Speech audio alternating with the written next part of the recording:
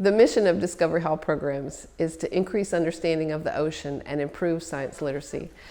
For decades, we've done this using a hands-on approach. As the field of ocean science has developed, research scientists are working with engineers to develop new tools and are integrating new technologies into their work, such as plankton imaging systems, multi-beam sonar, and even remote sensing.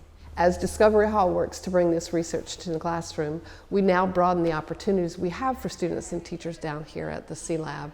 And we now offer a variety of STEM-based activities, camps, classes, and even specific events such as competitions. These STEM-based activities, such as measuring waves, designing plankton, building current drifters, building underwater robots, lead students to a better understanding of the ocean.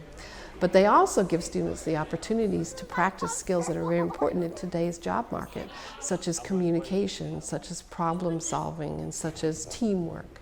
It's important for us as educators sometimes, though, to remember that for students, creating, designing, and building things is just plain fun.